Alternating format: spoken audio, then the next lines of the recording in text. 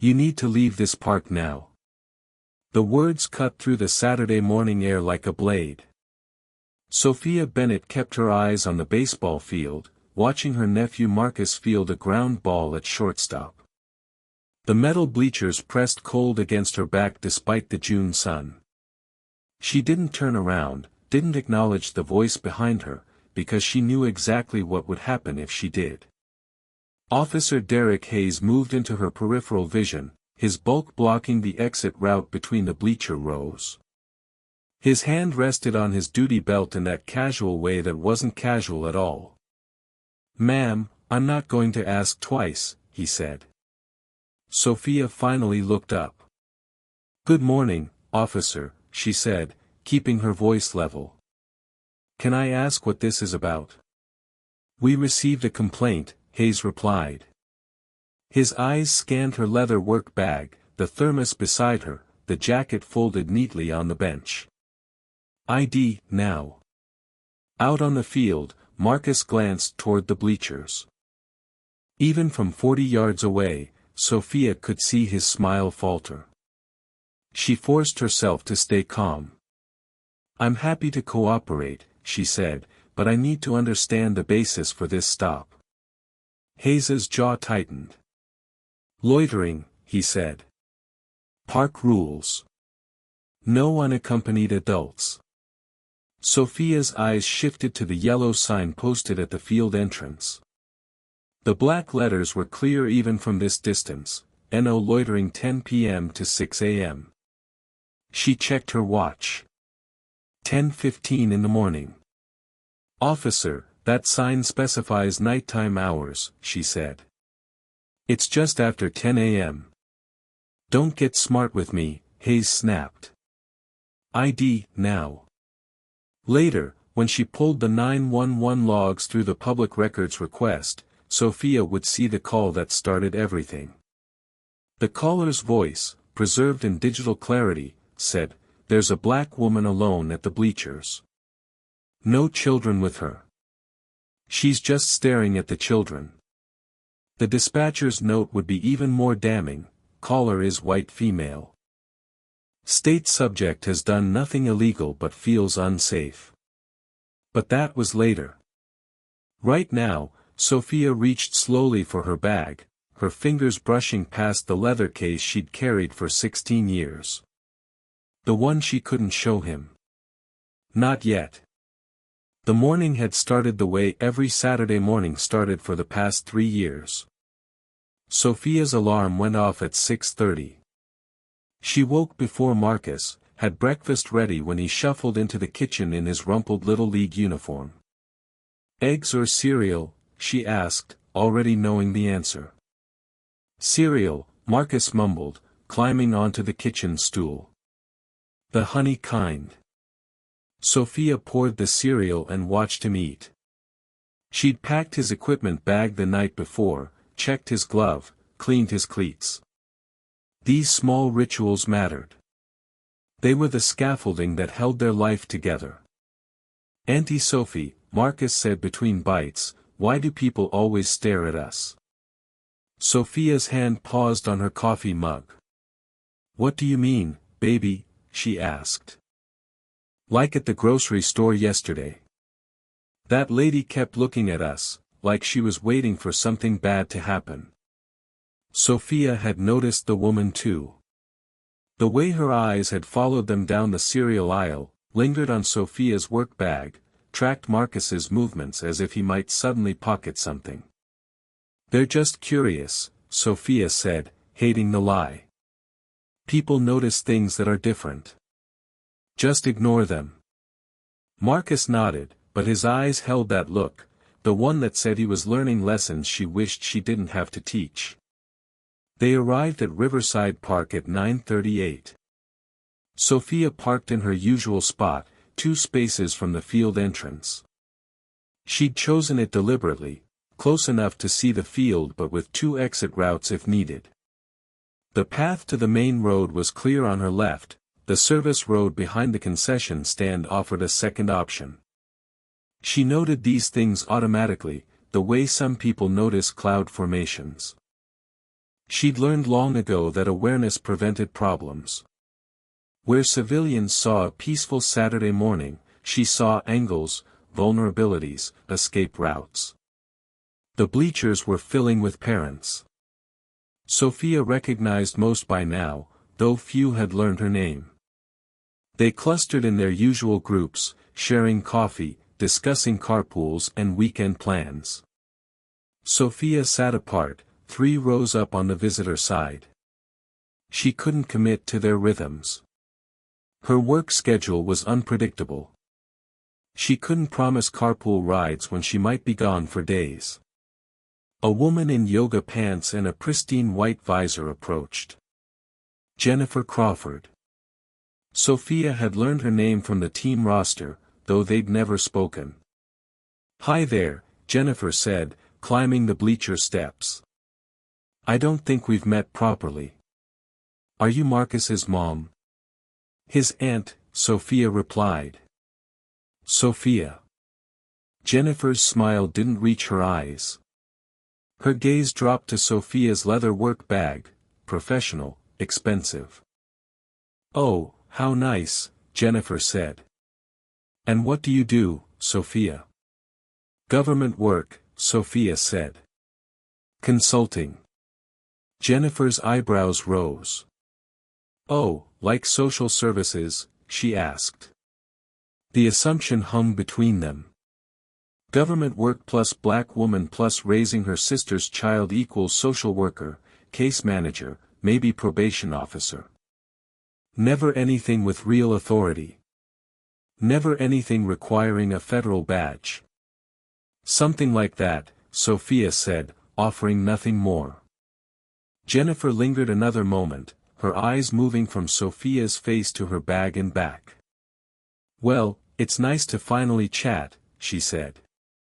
"I've seen you here a few times. You always sit alone." "I like the view from here," Sophia replied. Jennifer retreated to her usual spot among the other mothers. Sophia watched her lean close to 2 women in matching team shirts, saw their eyes cut toward her, saw the whisper start, the sidelong glances, the careful distance, the way people shifted their bags closer when she walked past. Out on the field, Marcus took his position at shortstop. He waved toward the bleachers, and Sophia waved back. He was happy here. That mattered. He'd been through enough upheaval. His mother was serving 8 years for possession with intent, a mandatory minimum that didn't care about addiction or desperation. Marcus needed stability. He needed to be a kid. Sophia opened her thermos and poured coffee. She scanned the field with practiced efficiency. 45 people today. 32 adults, 13 children too young for the team. The concession stand had a security camera pointed toward the parking lot, but the angle wouldn't catch the bleachers. A patrol car circled the park every 30 minutes, she'd timed it over 3 weeks. Regular as clockwork. She noted the exits again. 2 clear paths. The field had chain-link fencing on 3 sides, but the 4th side, behind home plate, was open to the parking area. She could be in her car in under 45 seconds if needed. Marcus fielded a practice grounder cleanly, threw to first base with that awkward but determined motion of a kid still growing into his arm strength. Sophia felt her chest tighten with pride.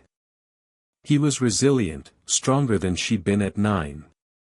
He'd adapted to living with his aunt, learned the rules, didn't complain about the things they couldn't afford or the fact that his mom only called once a month from prison. He just kept moving forward.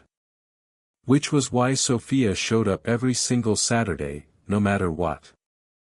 Down below, Jennifer pulled out her phone. She turned away from the field, walking toward the parking lot with hunched shoulders.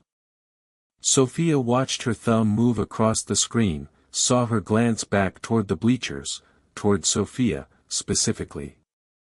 Something cold settled in Sophia's stomach. She'd seen this before.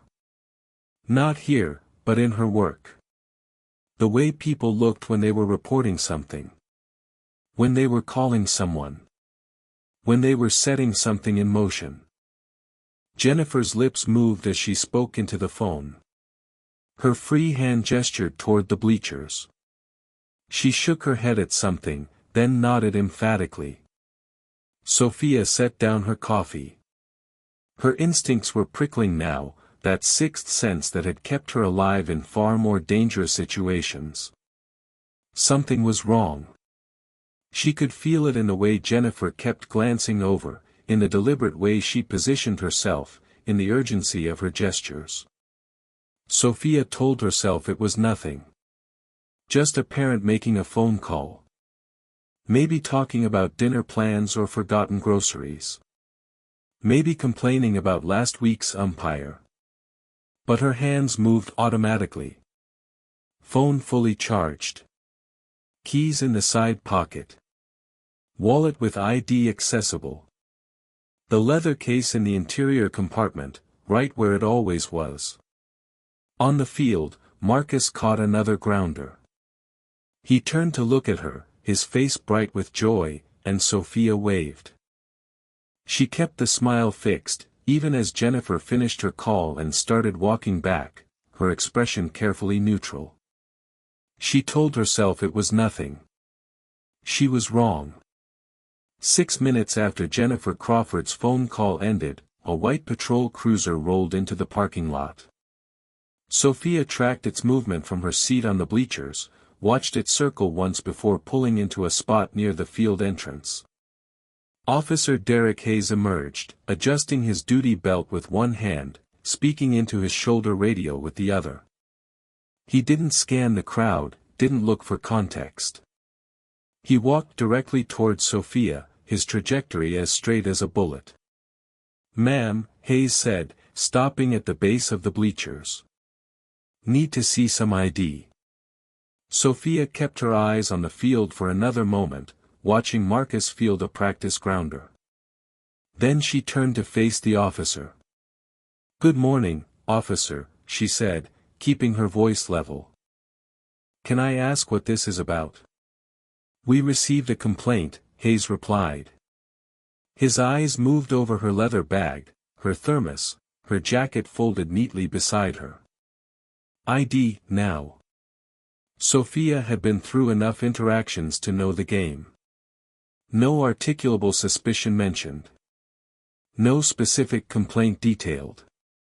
Just a demand, backed by the authority of a badge and the implicit threat of what happened to people who didn't comply. "I'd be happy to comply with that lawful order," Sophia said, emphasizing the phrase slightly, "but I need to understand the basis for this stop." Hayes's expression shifted. That wasn't the response he'd expected. Most people either handed over ID immediately or got defensive, argumentative. Sophia's tone was calm, professional, almost procedural. "The basis," Hayes said, his voice hardening, "is that I'm a police officer and I asked you a question. That's all the basis you need." Sophia held his gaze. She'd filed enough reports to know how this would read later. Subject became argumentative, refused to cooperate with officers' lawful commands, displayed suspicious behavior warranting further investigation. The narrative was already being written in his head, each word of her resistance transformed into evidence of guilt. "Officer, I'm not refusing," Sophia said. "I'm asking for clarification. What's the complaint?" "You're loitering," Hayes said, gesturing toward the yellow sign at the field entrance. "Park rules. No unaccompanied adults." Sophia's eyes followed his gesture. The sign was clearly visible from where she sat. Black letters on yellow metal, "No loitering 10 p.m. to 6 a.m. She checked her watch deliberately, making sure Hayes saw the gesture. "Officer, that sign specifies nighttime hours," she said. 10 p.m. to 6 a.m. It's currently 10:17 in the morning. "Don't tell me how to read a sign," Hayes snapped. Around them, the atmosphere had changed. The crack of bats hitting balls continued, but the parent chatter had stopped. Everyone was watching now. Jennifer Crawford stood near the concession stand, arms crossed, phone still in her hand. Two other mothers had moved closer, whispering behind their hands. Out on the field, Marcus glanced toward the bleachers. Even from 40 yards away, Sophia could see his smile falter, see him register that something was wrong. Sophia reached slowly for her bag, telegraphing her movements. "I have my driver's license," she said, "and I have the park permit confirmation email on my phone. I'm listed as an authorized adult for the team." "Just the ID," Hayes said. Sophia pulled out her wallet, extracted her driver's license, and handed it up to him. Hayes took it without looking at her face, tilting the card to catch the light, checking the photo against her features. Then he keyed his shoulder radio. "Copy, I have a black female, Sophia Bennett, age 38, at Riverside Park Baseball," he said. "Running for wants and warrants." The words hit Sophia like a slap. Running her name through the system was standard procedure for some stops, but doing it out loud, making sure everyone within 50 feet heard it, that was performance. That was establishing narrative. That was making sure all the watching parents knew that the police were checking if she had a criminal record. Sophia's jaw tightened. She could end this right now. Flash the credential case in her bag. Watch Hayes's face drain of color. Watch him backpedal and apologize and retreat. But something held her back. Maybe it was the way Marcus was watching from shortstop, his glove hanging loose at his side. Maybe it was the way Jennifer Crawford's expression had shifted to something like satisfaction. Maybe it was 16 years of experience that told her this moment needed to be documented, preserved, turned into evidence. A second patrol car pulled into the lot. Captain Robert Williams emerged, older than Hayes, his uniform crisp and perfectly pressed. He walked with the careful precision of someone who'd learned to hide behind procedure, to weaponize policy manuals and departmental regulations. "What's the situation?" Williams asked Hayes, not looking at Sophia. "Suspicious person call, Captain," Hayes replied. "Subject is uncooperative, refused to provide ID initially, now questioning the legitimacy of the stop." Sophia opened her mouth to correct him, to point out that she'd asked for clarification before complying, not refused, but Williams cut her off with a raised hand. "Ma'am, we're going to need you to come with us for questioning," Williams said. "Am I being detained?" Sophia asked. The question was precise, legal, the kind that forced officers to commit to a position. "We're conducting an investigation," Williams replied, his tone maddeningly neutral. "That's not an answer," Sophia said. Williams exchanged a glance with Hayes. The radio at Hayes's shoulder crackled. "Unit 12, be advised, Subject Bennett has no wants or warrants. Record is clear." For a moment, Sophia thought that would be it. Clean record, valid ID, park permit on her phone proving she had every right to be there. They'd hand back her license, maybe warn her about something vague like loitering regulations, and leave. But Hayes stepped closer instead, moving into what any tactical manual would call the intimidation zone. "You're coming with us," he said. End of story. "On what grounds?" Sophia asked. "Obstruction," Williams said. The word delivered like a verdict. "You're obstructing our investigation." The irony would have been funny if it weren't so dangerous. She'd asked questions. She'd requested clarification. She'd complied with every lawful order while politely asserting her rights. And now, somehow, that compliance had transformed into obstruction. Footsteps pounded across the grass. Sophia's heart sank before she even turned her head. Marcus was running toward them, his cleats kicking up small clouds of dirt, his face twisted with confusion and fear. "Auntie Sophie," he called out. "What's wrong? What's happening?" Sophia held up a hand, trying to stop him, to keep him away from this moment, but he was already there, breathless, looking between her and the officers with wide eyes. "It's okay, baby," Sophia said, forcing her voice to stay steady. "Just a misunderstanding. Go back to your team." "Son, this doesn't concern you," William said to Marcus. "Go back to the field." Sophia's voice dropped to ice. "Don't speak to him," she said. It was the first time real authority had leaked into her tone, the first crack in the careful civilian mask she'd been wearing. Hayes heard it. His eyes narrowed slightly, something in his posture shifting. "Ma'am, you'll need to come with us now," he said. "For what crime?" Sophia asked again. "Resisting arrest," Hayes said. The circular logic, laid bare without shame. Later, when the FOIA request came back, Sophia would see the full 911 transcript. The timestamp showing Jennifer Crawford's call came in just as the first pitch was being thrown. The audio recording preserving her voice saying, "There's a black woman alone at the bleachers. No children with her. She's just staring at the children. It makes me uncomfortable." The dispatcher's note underneath would be even more damning, "Caller is white female. State subject has done nothing illegal but feels unsafe. Advise caller that without criminal activity, police response may be limited.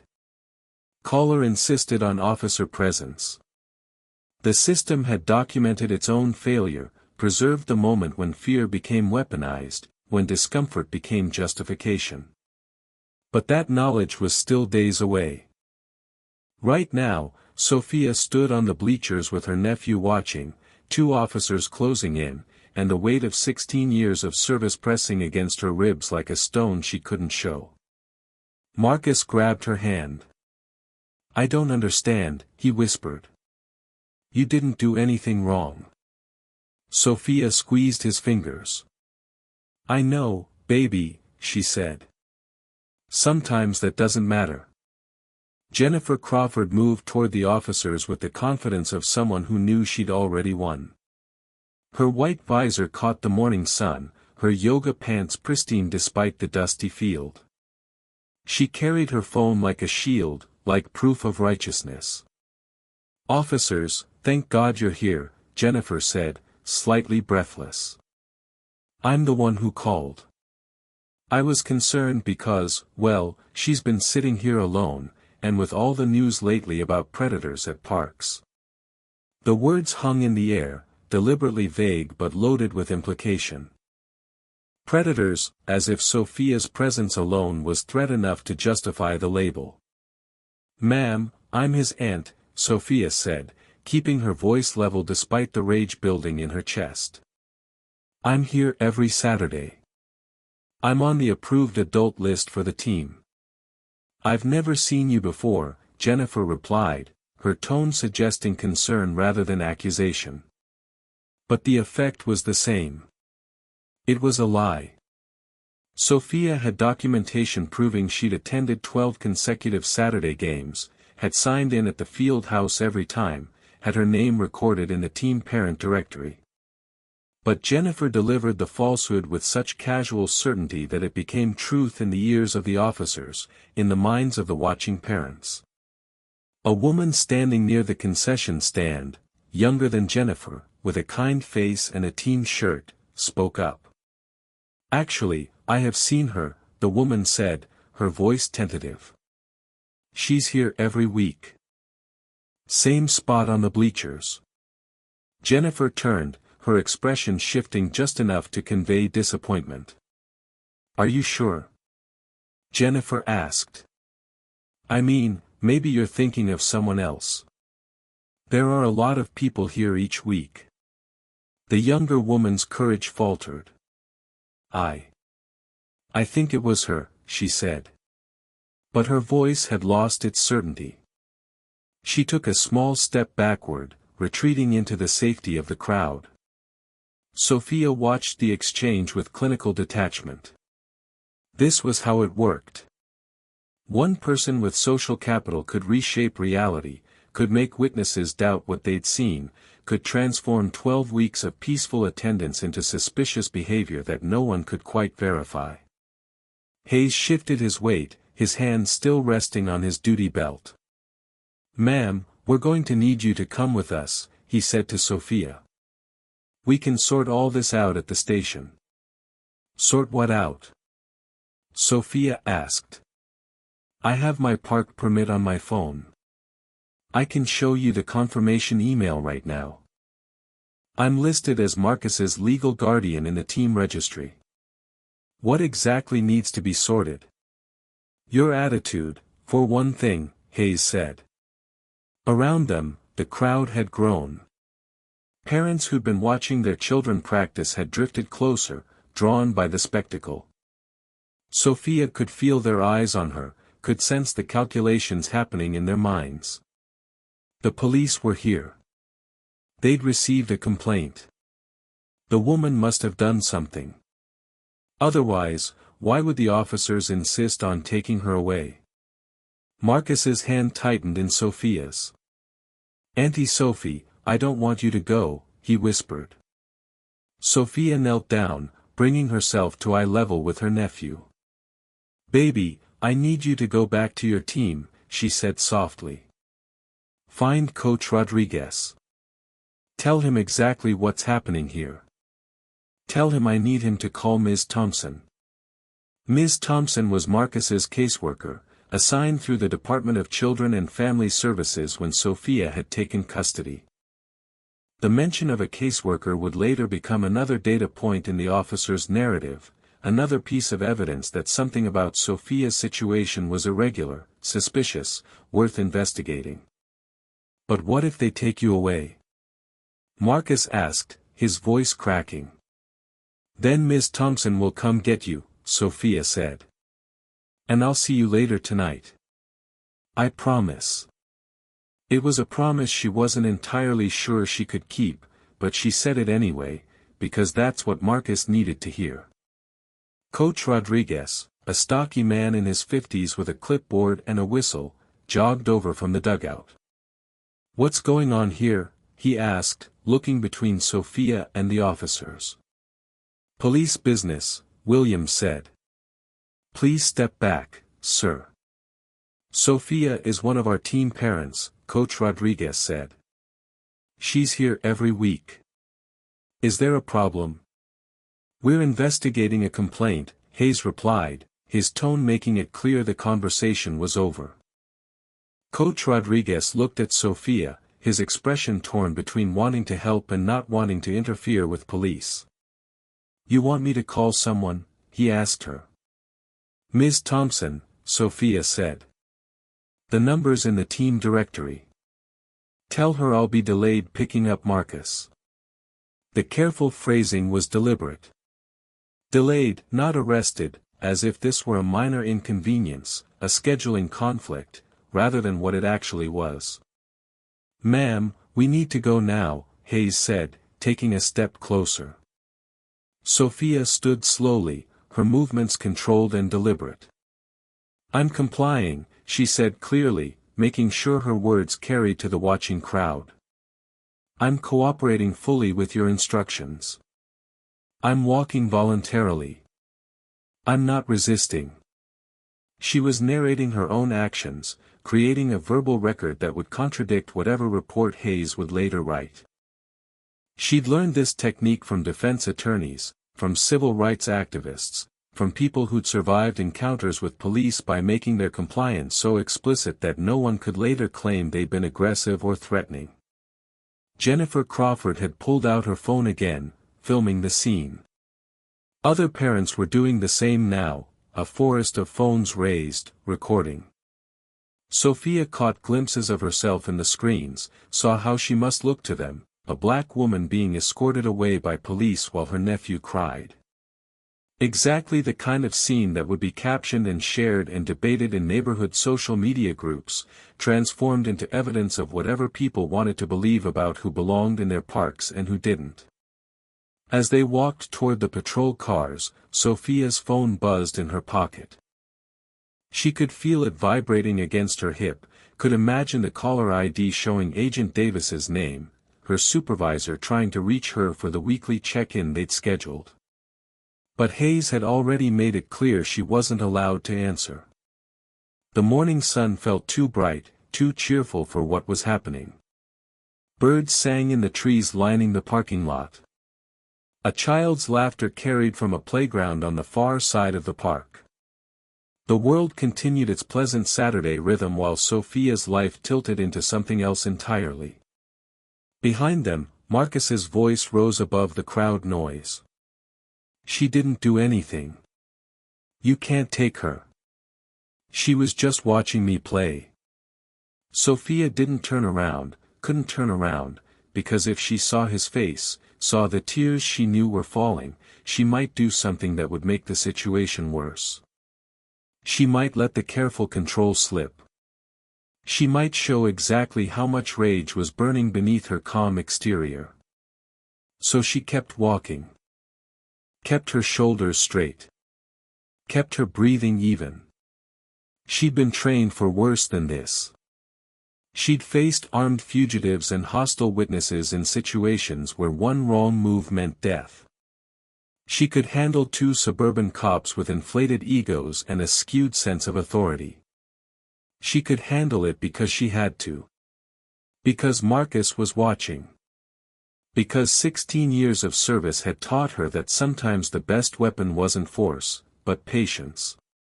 The system had rules. Procedures. Chains of custody and review boards and oversight mechanisms. They might twist those rules in a moment, but eventually, with the right documentation, and the right evidence, the truth would surface. She just had to survive long enough to make that happen. They were halfway across the parking lot when Sophia's phone buzzed again, the vibration insistent against her hip. She knew without looking that it was Agent Natalie Davis, her supervisor at the U.S. Marshal Service. Their weekly check-in was scheduled, and Davis was nothing if not punctual.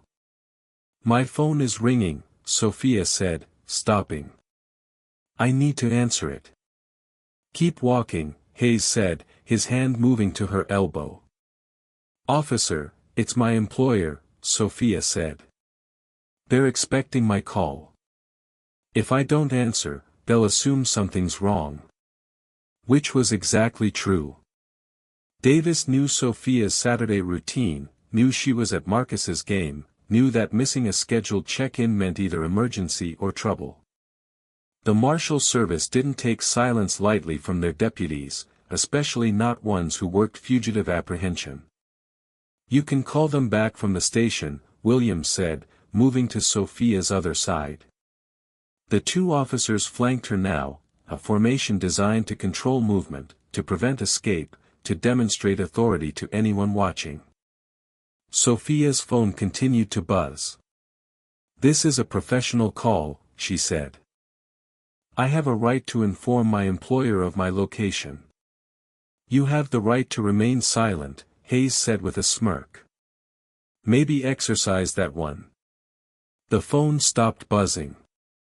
5 seconds passed. Then it started again. Davis was calling back, which meant she was already concerned, already noting the missed contact in whatever log she kept for her deputies. Sophia reached slowly for her pocket, her movements deliberate and visible. "I'm retrieving my phone," she announced. "I'm going to answer this call. I'm not resisting or fleeing. I'm simply exercising my right to contact my employer." "Don't," Hayes warned. Sophia's fingers closed around the phone. She'd almost pulled it free when Hayes's hand shot out and grabbed her wrist. His grip was tight, painful, his fingers digging into the tendons. "I said don't," he repeated. "You're hurting me," Sophia said, keeping her voice level. "Please release my wrist."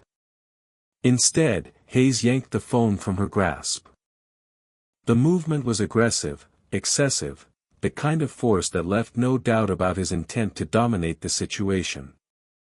Sophia's phone tumbled through the air, landing on the asphalt with a crack that suggested broken glass. Around them, the parents who'd followed from the bleachers gasped. Phones continued recording, capturing the moment when the encounter shifted from uncomfortable to openly hostile. Sophia looked down at her phone, then up at Hayes. Her jaw was tight, but her voice remained controlled. "That was an unlawful seizure," she said. "I was not under arrest. I was complying with your instructions to walk to your vehicle. Taking my property by force was not a lawful action." "It's evidence now," Williams said, bending to pick up the phone. He examined the cracked screen, then slipped it into an evidence bag he'd pulled from his pocket. "Part of our investigation." The lie was so smooth, so practiced, that Sophia almost admired its audacity. Her phone wasn't evidence of anything except their inability to control the narrative. But once it was in that bag, labeled and logged, it became official. It became part of the record that would justify everything they did next. Later, when the body-worn camera footage was finally released through the federal inquiry, it would show all of this in digital clarity.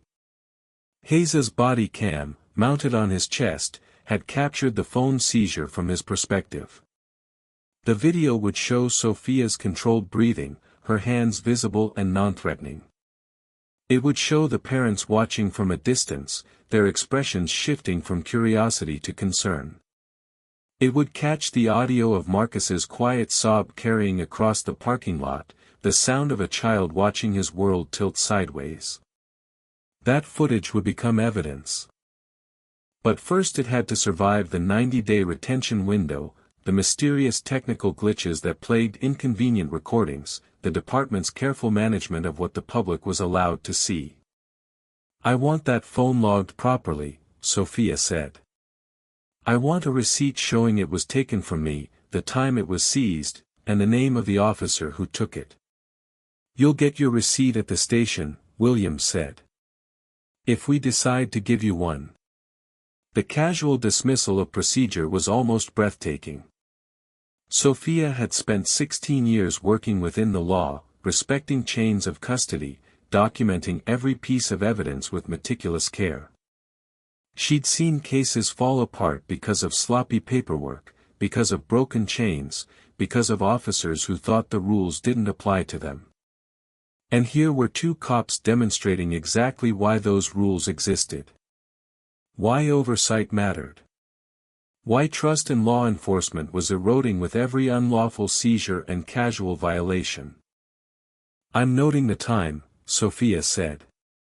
10:28 a.m. "Officer Hayes seized my personal phone without a warrant, without probable cause, during what was described as a voluntary interview. Captain Williams witnessed and facilitated this seizure." "You done?" Hayes asked. "For now," Sophia replied. They reached the patrol car, and Williams opened the back door. "Watch your head," he said, the courtesy phrase sounding almost mocking given the circumstances. Sophia looked back toward the baseball field one last time. Marcus stood at the edge of the parking lot, Coach Rodriguez's hand on his shoulder, his face streaked with tears.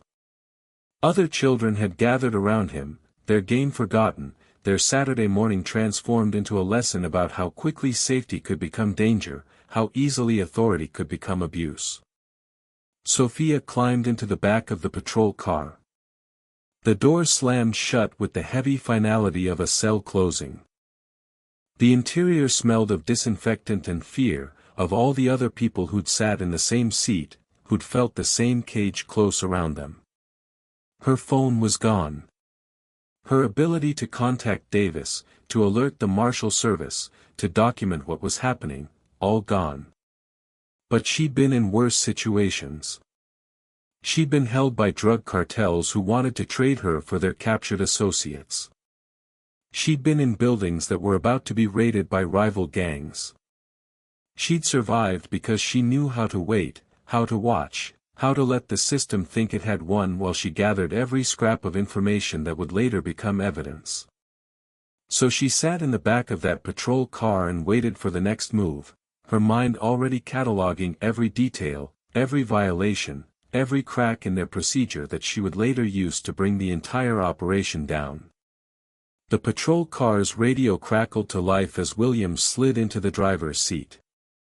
A dispatcher's voice cut through the static, professional and detached. Unit 7, be advised, Captain Torres is en route to your location. ETA 3 minutes. Hayes, settling into the passenger seat, muttered something under his breath that Sophia couldn't quite catch, but his body language said enough, shoulders tensing, hand rubbing the back of his neck. The arrival of a supervisor wasn't what he'd wanted. Through the patrol car's metal mesh divider, Sophia watched the baseball field. Parents were clustering in small groups now, their phones still out, their conversations animated. Jennifer Crawford stood at the center of one group, gesturing as she spoke, building her own narrative, shaping the story before it could shape itself. A third patrol car pulled into the lot, this one unmarked but clearly official. Captain Maria Torres emerged, a woman in her early 50s with gray-streaked hair pulled into a tight bun. She wore the kind of permanent expression that came from 28 years of navigating department politics, of learning which battles to fight and which to let slide for the sake of a pension that was finally within reach. Torres strode toward Williams and Hayes with the measured pace of someone annoyed at being pulled into a Saturday morning situation. "What's the issue here?" she asked, her voice carrying across the parking lot. "Suspicious person call, Captain," Williams replied, straightening slightly. Subject initially refused to provide identification, became argumentative when we attempted to investigate. Sophia's jaw clenched. The rewriting of history was already underway. Initially refused had replaced asked for clarification, argumentative had replaced exercising her rights, the truth was being sanded down, reshaped, made to fit the narrative they needed. "Did she break a law?" Torres asked, pulling out a small notebook. Hayes hesitated. "Loitering, Captain. Potentially trespassing on park property." "Which one?" Torres's pen hovered over the paper. "The sign says no loitering," Hayes said, his voice less certain now. She was sitting alone on the bleachers with no children present. Torres looked toward the bleachers, then at the yellow sign by the entrance. Sophia could see her reading it, noting the time restrictions, doing the mental calculation that any competent officer would do. The sign specified nighttime hours. It was mid-morning. The loitering charge wouldn't hold. "And the trespassing?" Torres asked. "She's uncooperative," Hayes said, pivoting when the legal ground beneath him crumbled. "Aggressive attitude. Questioning our authority to conduct a stop." There it was.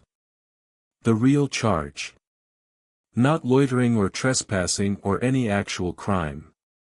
The charge was attitude, the crime was refusing to accept humiliation quietly. Torres walked to the patrol car and peered through the window at Sophia. Their eyes met, and Sophia saw the calculation happening behind the captain's expression. A black woman. Leather work bag. Well-spoken enough to know her rights. The mention of government work. This could be a problem if handled wrong. Could be a news story. Could be a complaint that went to the mayor's office. But on the other hand, Jennifer Crawford was standing right there, along with a dozen other parents who voted in local elections, who attended city council meetings, who donated to campaigns. The kind of constituents who called the mayor directly if they felt unsafe in their own parks. Torres straightened and walked back to Williams. "Take her in for questioning," she said, her voice loud enough for the watching crowd to hear. "We'll sort everything out at the station." "On what charge, Captain?" Sophia called through the closed window, making sure her words carried. Torres turned, her expression carefully neutral. "Obstruction," she said. "You're obstructing our investigation." The circular logic was perfect in its simplicity. They were investigating her suspicious presence. She questioned their right to investigate. Therefore, she was obstructing. The fact that her questions were legal, that her presence was lawful, that the entire investigation was built on nothing more than one woman's discomfort, none of that mattered. The system had its own momentum now. Sophia sat back against the hard plastic seat. She'd expected this outcome the moment Torres arrived and saw the crowd. A captain couldn't back down in front of constituents. Couldn't admit that her officers had overstepped. Couldn't undermine their authority, even when they were clearly wrong. The institution protected itself first. Individual rights came second, if at all. Torres turned to address the crowd of parents. "Folks, we appreciate your patience," she announced, her voice carrying authority and false reassurance in equal measure. "We're just following up on a legitimate concern. There's no danger. Please return to your activities." Some parents drifted back toward the bleachers, their curiosity satisfied, their faith in police authority reaffirmed. Others lingered, still filming, still watching. Sophia caught sight of Coach Rodriguez on his phone, presumably calling Miss Thompson as she'd requested. Marcus stood beside him, small and alone despite being surrounded by people. The patrol car's engine started, and they pulled out of the parking lot. Sophia watched through the rear window as the baseball field receded, as Marcus became a small figure among many, as the last piece of her normal Saturday morning disappeared from view. The drive to the station took 12 minutes. Sophia counted them, noted the turns, memorized the route. Williams drove carefully, obeying every traffic signal, maintaining the speed limit. Hayes typed on a laptop mounted to the dashboard, presumably writing the initial report that would form the foundation of whatever charges they decided to pursue. Subject displayed hostile behavior from initial contact, Hayes said aloud as he typed, his words half statement and half performance. Refused to comply with lawful orders. Created a disturbance in a public park. Demonstrated suspicious interest in minor children. Each word was a nail, a piece of evidence that would later be cited in reports and court documents, that would follow Sophia through whatever process came next. The fact that none of it was true didn't matter. It was official now. Documented. Part of the record. Sophia said nothing. She'd worked enough cases to know that anything she said in this car would be used against her. The patrol car's recording system was running, capturing audio if not video. Better to stay silent, to let them build their case on the foundation of lies and procedural violations.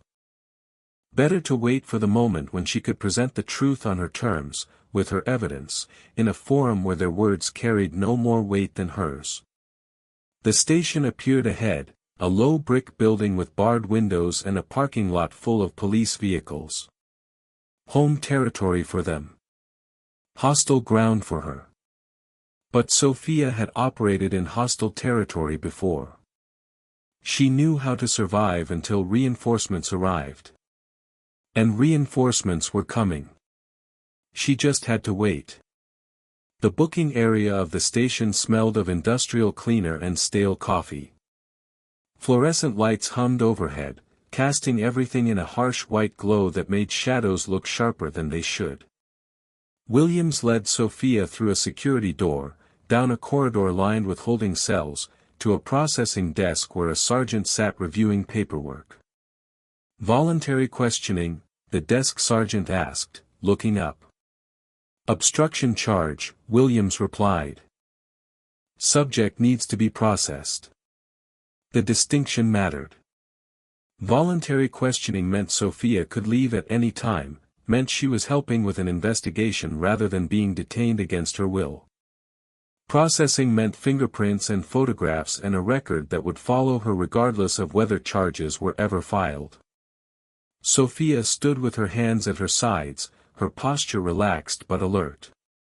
She'd been through booking procedures before, but always on the other side, always as the officer bringing in a fugitive, rather than the person being documented. The reversal was jarring, disorienting in a way that had nothing to do with the physical space and everything to do with the sudden loss of control. "Ma'am, I need you to empty your pockets," the desk sergeant said, sliding a plastic tray across the counter. Sophia complied, placing her keys and wallet in the tray. Her hands moved slowly, deliberately, making sure every gesture was visible and unthreatening. "That's everything," she said. "The bag too," Hayes said from behind her. Sophia lifted her leather work bag and set it on the counter. The desk sergeant unzipped it, his hands moving through the contents with practiced efficiency. Phone charger. Notepad. Pens. A protein bar. Sunglasses. And then his hands found the leather case in the interior compartment. "What's this?" the sergeant asked, pulling it out. "Personal item," Sophia said, keeping her voice neutral.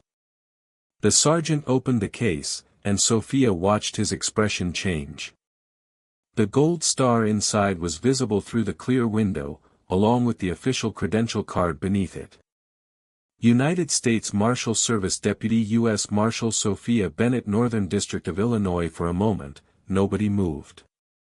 The sergeant's eyes went from the credential case to Sophia's face and back again. Williams stepped closer, looking over the sergeant's shoulder, and Sophia saw the exact moment when comprehension hit him, the way his jaw tightened, the way his hand moved unconsciously to his collar as if his uniform had suddenly become too tight. "I'll need to catalog this," the sergeant said, his voice carefully neutral.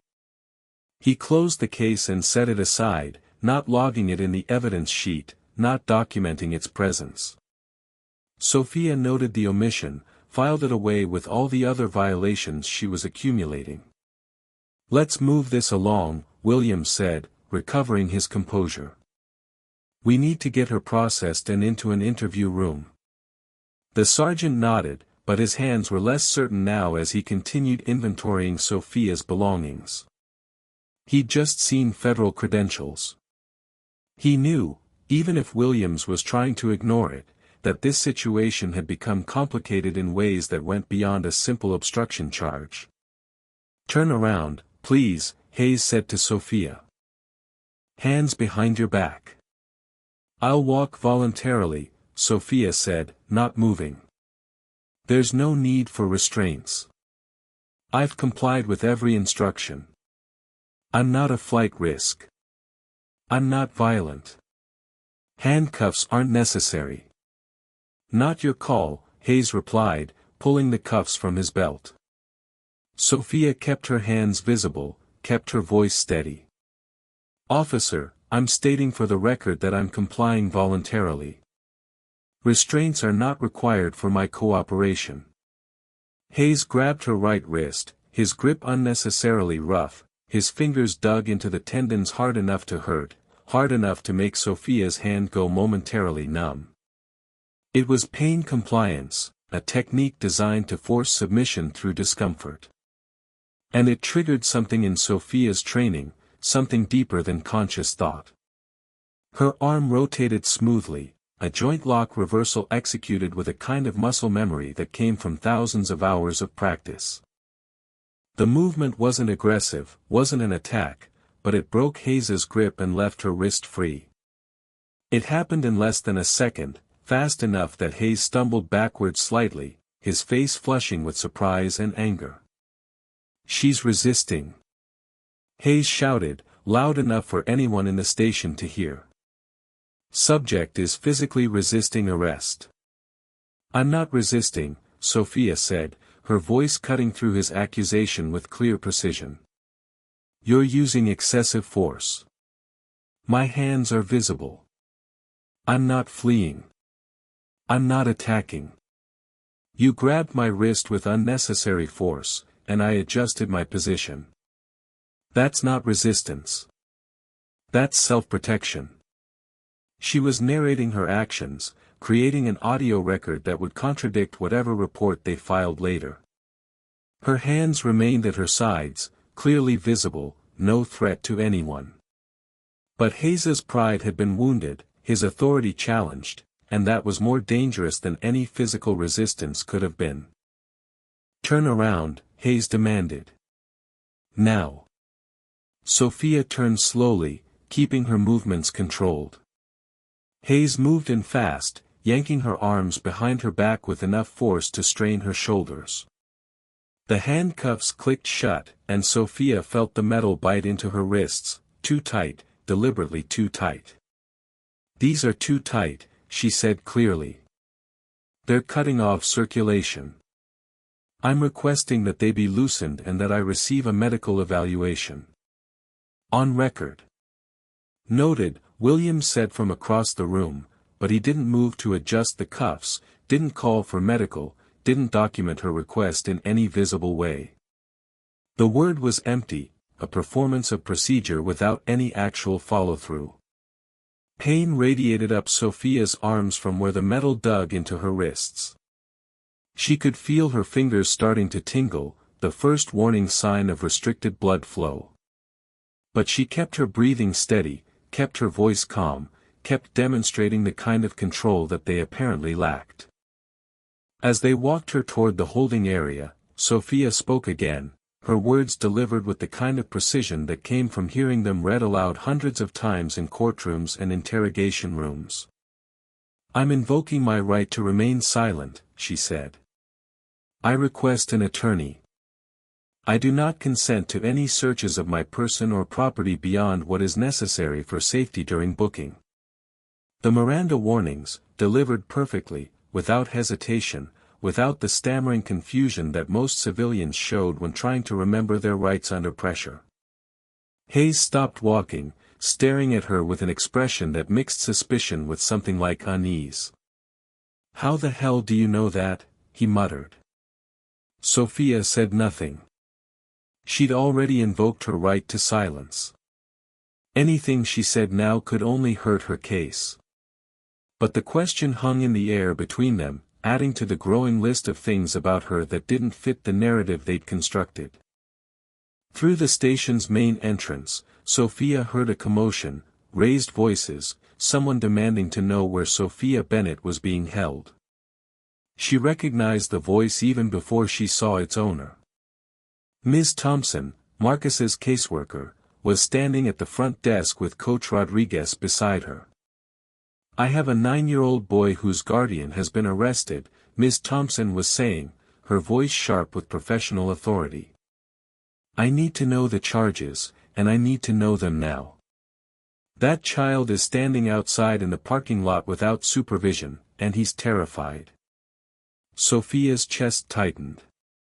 Marcus. She'd told him to call Ms. Thompson, but she hadn't wanted him to have to wait, hadn't wanted him to spend even 1 minute wondering if his aunt was coming back. His mother was already in prison. The fear of losing another adult, of being truly alone, that fear must be overwhelming him right now. Ma'am, we're processing the suspect, the front desk officer was saying to Ms. Thompson. You'll need to wait until booking is complete. That suspect is a legal guardian with a child in state custody, Ms. Thompson shot back. You don't get to take your time while a minor is in crisis. Where is she? The door to the booking area opened, and Ms. Thompson's eyes found Sophia immediately. The caseworker's expression shifted from anger to something more complex when she saw the handcuffs, saw the too tight grip that was leaving Sophia's hands pale, saw the careful control Sophia was maintaining despite everything. Sophia, are you all right? Ms. Thompson asked. I've invoked my right to remain silent and requested an attorney, Sophia replied. Please make sure Marcus gets home safely. The spare key is in the magnetic box under the mailbox. Feed him lunch. Tell him I'll see him tonight. Even now, even in handcuffs, Sophia's first priority was making sure Marcus was taken care of. Ms. Thompson nodded, understanding the subtext. Sophia wasn't admitting guilt. She wasn't asking for help for herself. She was doing what she'd always done, putting Marcus first. I'll take care of him, Ms. Thompson said. And I'm calling your attorney. This is not how legal guardians are supposed to be treated. Hayes pulled Sophia toward the holding cells before she could respond. The corridor stretched ahead of them, fluorescent lights reflecting off polished floors, each step taking her further from the world where she had authority and control, deeper into a system that had decided she was a threat. But even as they locked her in a holding cell, even as the metal door clanged shut and she was left alone in the small space with its single bench and concrete walls, Sophia's mind was working. She was cataloging evidence. Noting violations. Building the case that would eventually dismantle theirs. They'd taken her phone, but they hadn't found a small recording device clipped to her shirt collar, the one that looked like an ordinary pen but had been capturing audio since the moment Hayes first approached her at the baseball field. Everything was being documented. Everything would eventually surface. They thought they'd won by getting her into a cell. They had no idea the war had just begun.